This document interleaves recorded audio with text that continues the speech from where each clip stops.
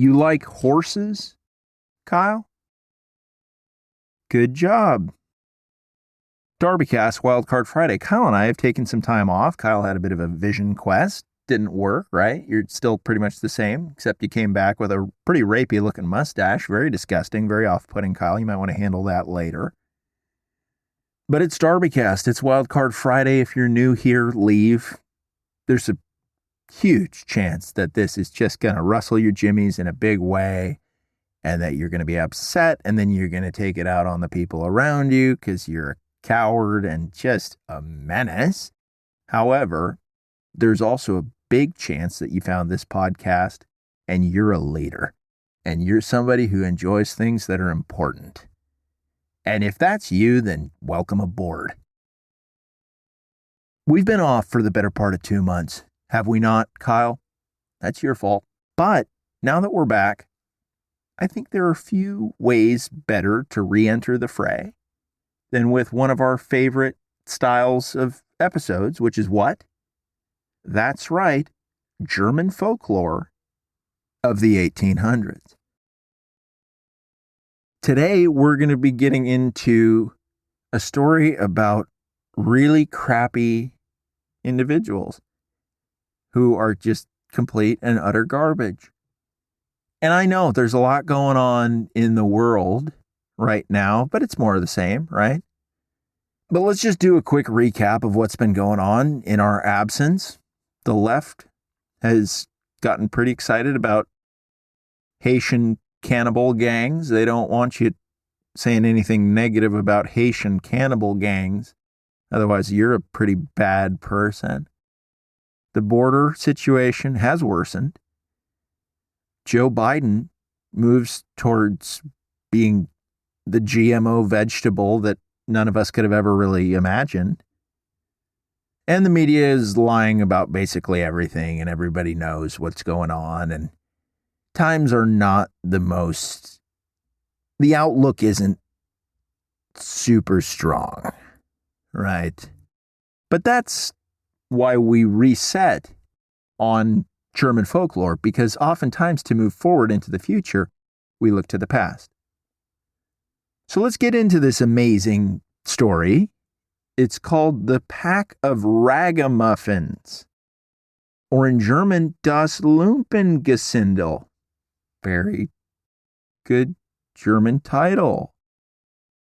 Perhaps you've never heard this story, or maybe you haven't heard it in a long time, but I am going to tell you how it all goes. And then we're going to discuss themes, as we tend to do. There was a rooster. Let's jump right in. There's a rooster, and he said to his hen, his chick, "It's now time when the nuts are ripe, so let's go to the hill together and for once eat our fill before the squirrel takes them all away." The German to English translation of this Brothers Grimm story is significantly worse than most of the stories that I've read. However, I think we go for it anyway. "Yes," replied the hen, "come, we will have some pleasure together." Now, right off the bat, we get the sense that this hen has really loose morals. Bit of a slut. Ladies, when a guy asks you to go get a bite to eat, maybe you just say, "Yeah, I'd love to get some food with you." But "come, we will have some pleasure together." Putting the cart a little before the horse, right? Take it easy, babe. But they went to the hill, and it was a bright day, and they stayed till evening. And nobody really knows whether they ate until they were too fat or whether they had become proud. Kyle, what does that mean? Right? You ever eaten so much that you became too proud to operate? I'm not closed off to that possibility. I'm just not familiar with it. But they didn't want to go home on foot because they're stuffed, right? And the rooster had to build a little carriage out of nutshells for his hefty, slutty date of a hen. When it was ready, The hen seated herself and said to the rooster, harness yourself to this thing and give it a pull, why don't you? And the rooster says, I like that. Very straightforward response.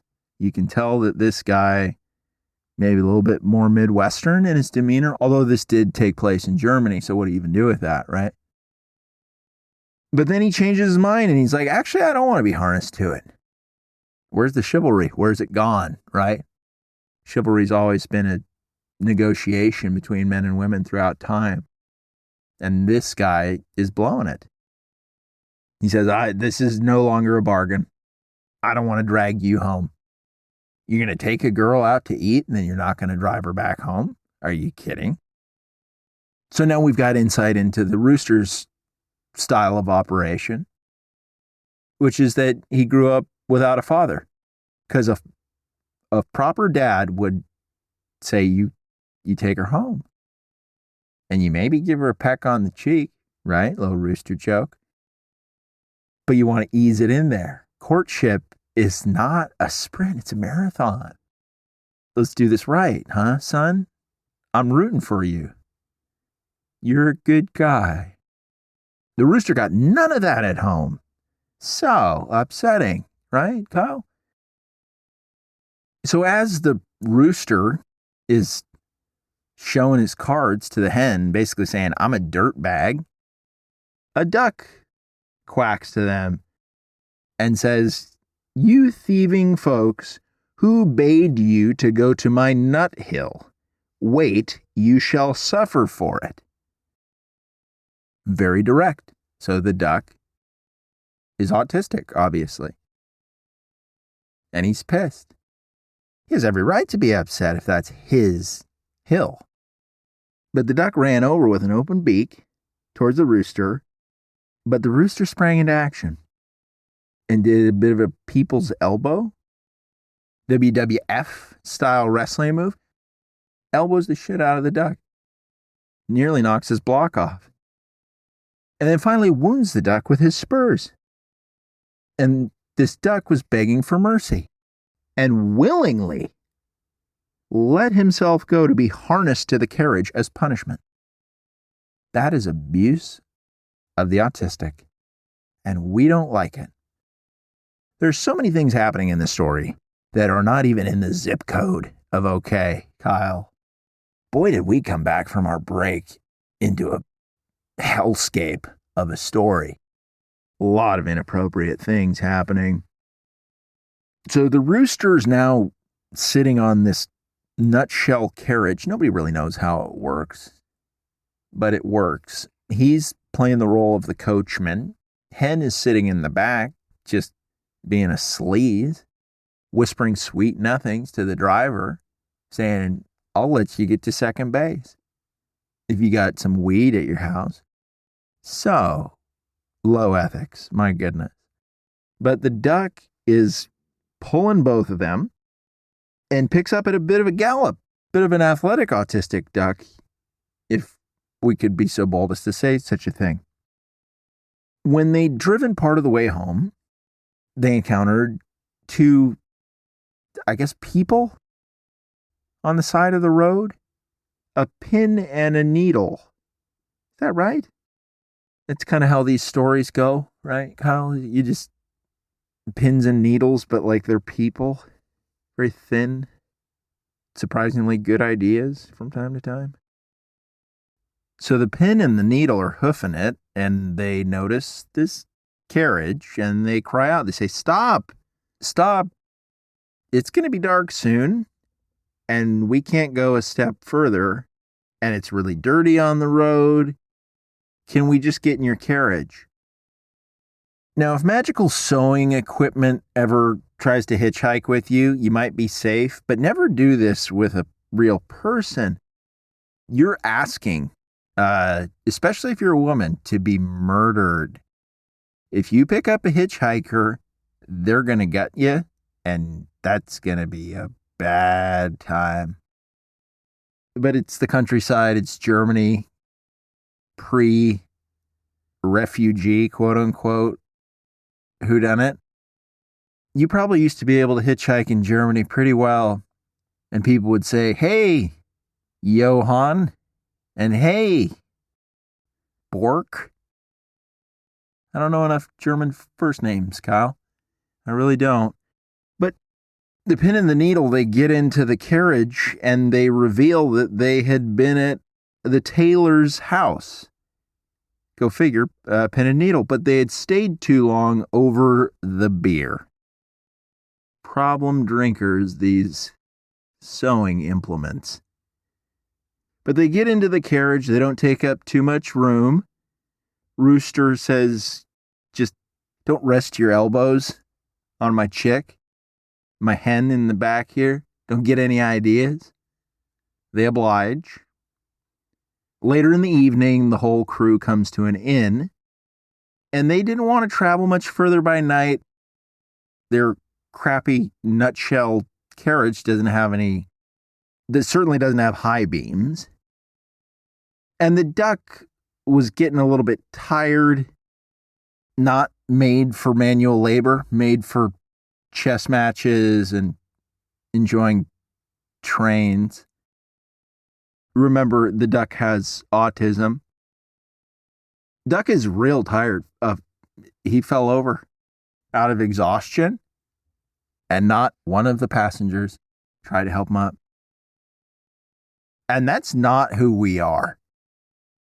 I bet you everybody listening to this podcast, maybe 95% of the listenership, when they heard that the duck fell over and that nobody went to help him up, I bet you a lot of people just spoke it out loud and said, that's not who we are as a community, not one bit. But they get to this inn, and the innkeeper makes a lot of objections to this whole crew staying here. He says, you're a hodgepodge of weirdos. You, the rooster, you seem like you got not a chivalrous bone in your body. Your chick's got major hooker vibes. I don't have any experience with autistic ducks, and that makes I feel uncomfortable having him here. That's a me issue, not a him issue, but it is an issue nonetheless. And what's with this oversized sewing equipment that can talk? That's what the innkeeper said. And he has every right to ask a question like that. It's his establishment. He makes the rules, right? The innkeeper says, hey, the house is full, and you guys, like I've been saying, each of you have your own issues, but collectively it seems like a housekeeping, seems like a hospitality nightmare situation. I didn't get into this to just be a good guy. This is a business, and you seem like really crappy customers. But all of these creatures make really pleasant speeches, aside from the duck who's exhausted and isn't good at making eye contact. And they tell the innkeeper that he can have the egg that the hen had laid on the journey, and could also keep the duck, which laid an egg every day. Total lie, it's a boy. Also, the duck is not theirs to give. The duck is his own person. But the innkeeper buys it. He goes for their little gambit and says, yeah, all right, whatever, you can stay the night. But now they were in the door, and they just started eating all the food and acting like total pricks. They got really hammered, and they started sexually harassing the other guests. And as a business owner, Kyle, just go ahead, put yourself in the shoes of the innkeeper. You're pulling your hair out as you're seeing this, because you know your Yelp review score is going to tank after this. Nobody's going to want to stay at a place where you got a bunch of creatures just grinding on you, making inappropriate call outs, saying, hey, nice figure. You want to do it? That's not okay. That's not right. So it's early the next morning, and as day is breaking and everybody's asleep, The rooster wakes up the hen, brings the egg, pecks it open, and then they ate it together and then threw the shell on the hearth. So we've got a lot of problems here. A ton of problems. That is infanticide, and that's cannibalism. And we all know that the modern left enjoys cannibalism now, but we sure don't. Eating your own eggs as a chicken and as a rooster, very, very low ethics. And pretty creepy as well. That earns you a ticket straight to hell. Anybody who kills their kids, we all know that that's an express ticket to hell. But eating your kids, that's basically double hell. You're going to hell 2.0 after that, Kyle.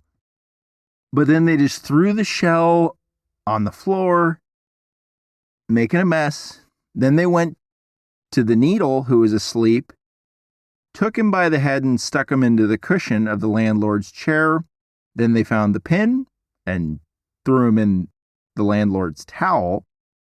And at last, they flew away or walked. Either way, they're gone.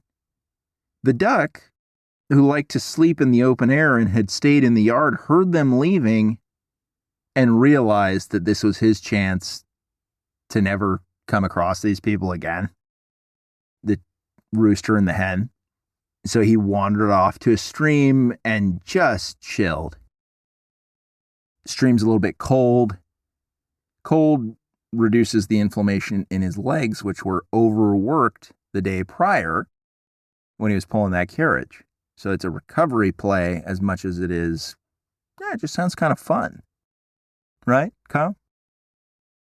The innkeeper wakes up a couple hours later. Rooster and the hen are long gone. Duck is getting his chill on. He's off somewhere. He isn't coming back. But the innkeeper takes a bath, washes up, and then as he's drying himself off, he rakes the pin across his face and just does so much damage to his looks. He's never going to look the same. His confidence is screwed. Just exploded. Exploded, imploded, Kyle? What does confidence do when it goes away? It's one of the two, right?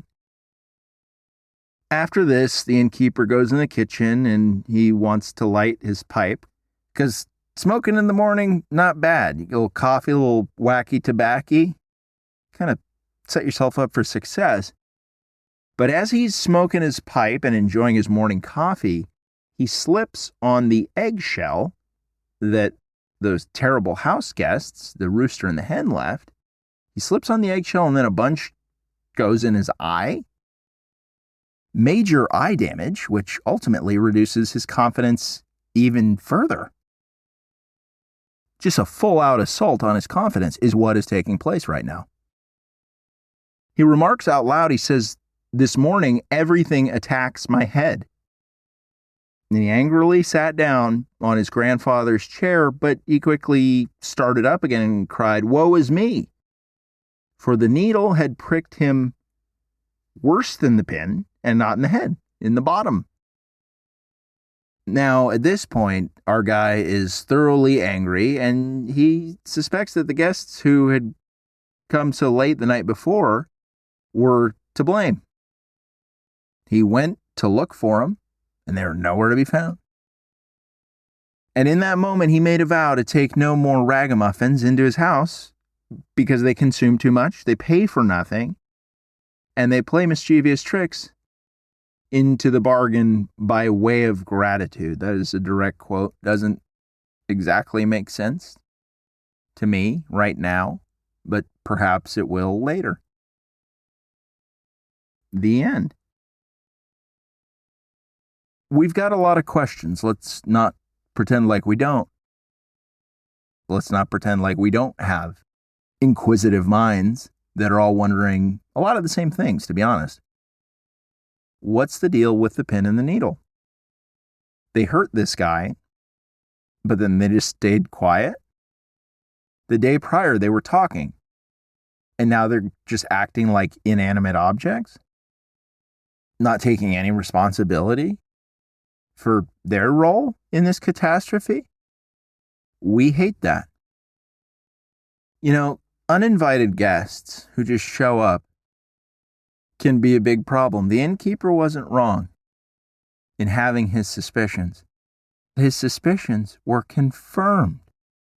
And that screws it up for the wary travelers who actually need a good inn when times are tough. Maybe it's raining out. You're a good guy. You're like a badger or something, and your badger wife is pregnant, and you're trying to tell the innkeeper, hey, we really need to get out of the rain.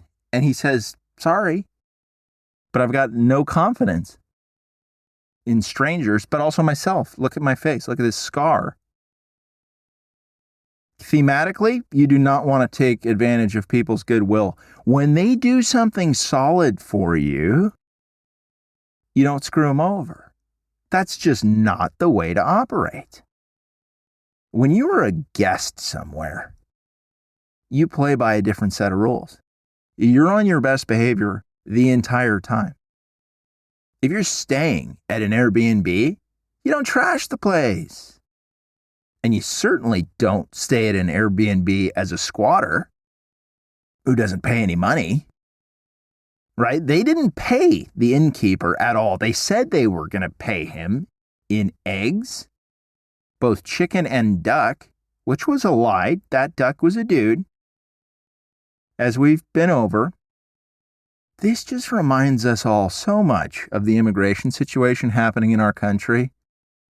It's just people showing up and being on their worst behavior. They just break into the place and say like, hey, take care of me, would you? And we're all feeling a little bit like the innkeeper. We're feeling a little wounded. We're feeling like our confidence is a little bit low. And we're not as keen on helping people out because of the bad experiences that we're having right now. The innkeeper had strong intuition about this lot. He said, I don't think you're a good fit for this inn. You seem like you are of low character. You seem like gluttons and lawbreakers, whores. He said that when he's looking at the hen. And he should have leaned into that impulse. Not to be judgmental, but to keep himself safe. He went against his better judgment because he got duped into the emotional story of these criminals of, oh, we need a place to stay. We're in so much trouble. We're tired. It's dark out. And it's like, you know what? Where did you come from? I bet you got a house wherever you're from.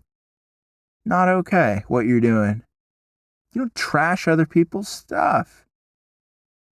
This story was translated by a woman named Margaret Hunt, who did a very bad job, but at least we got to look into it, right?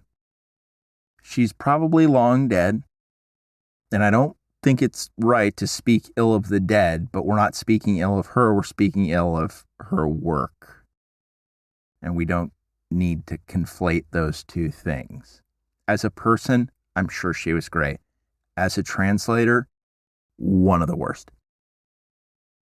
A lot of the other Brothers Grimm folklore stories that we've examined on the DarbyCast have been quite a bit better written, and that's allowed me to explore them in different kinds of ways. But we ended up getting through this, and we ended up getting some pretty key messages. What are some key things that we need to highlight and not forget about this story and this episode? Be careful who you date, right? The rooster, not a good guy. The hen, not a good gal. Don't fall for it. The innkeeper smoked tobacco in the morning. Maybe try it out. Maybe see what that's all about. The duck slept outside. Maybe you consider that. When was the last time you did a little open air sleeping and some stargazing? Being a business owner isn't easy. That's another takeaway. It's not fun to say no to people. It's not fun to turn people away. But if saying yes to them is going to ruin you and your business, you got to kind of make some considerations. You want to be helpful to people, but not at your own expense, where you're totally decimated, ruined, and you no longer have any confidence. Ducks are great animals. That's another takeaway. Ducks are amazing. The duck was the hero of the story, totally mistreated. I don't know if you heard about this story of they're like executing autistic people in Canada. What do they read this story and decide to use it as a roadmap? Hey, let's mistreat the autistic. Hell no. We cherish them and we leverage them in areas that they know how to do the right thing. It's good to be back in the mix, DarbyCast doctors. I know it's been a while, but we're back. We're in stride. Kyle, never take a vision quest again. It's not going to work. Wherever you go, your problems come with you. And if you're not figuring them out, maybe just try stepping up. Where's that been, huh, Kyle? But that's DarbyCast for you, Wildcard Friday.